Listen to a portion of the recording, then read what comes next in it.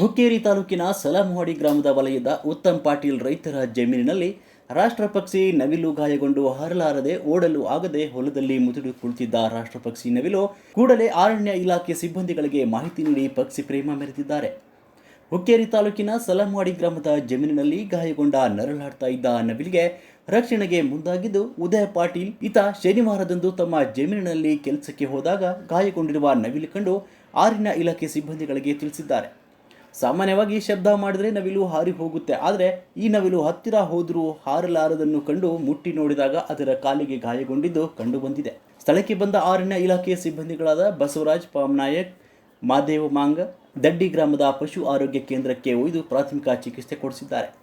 ನಂತರ ಹುಕ್ಕೇರಿ ತಾಲೂಕು ಅರಣ್ಯ ಇಲಾಖೆ ಅಧಿಕಾರಿ ಪ್ರಸನ್ನ ಬೆಲ್ಲದ ಹಾಗೂ ಪ್ರಭು ತಗಡಿ, ರಮೇಶ್ ಕಮತ್ತೆ ಅವರು ರಾಷ್ಟ್ರಪಕ್ಷಿ ನವಿಲನ್ನು ಬೆಳಗಾವಿಯ ರಾಣಿ ಚೆನ್ನಮ್ಮ ಮೃಗಾಲಯದಲ್ಲಿ ಬಿಟ್ಟು ಬಂದಿದ್ದಾರೆ ಅಂತ ಮಾಹಿತಿ ನೀಡಿದ್ದಾರೆ.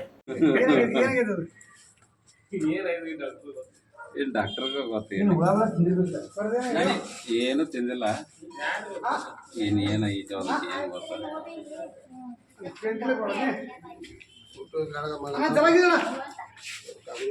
ಏ ತಾಮಗ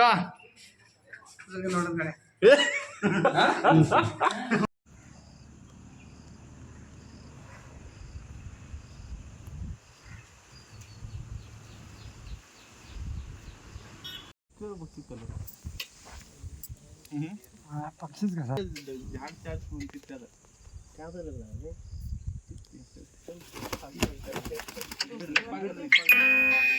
काय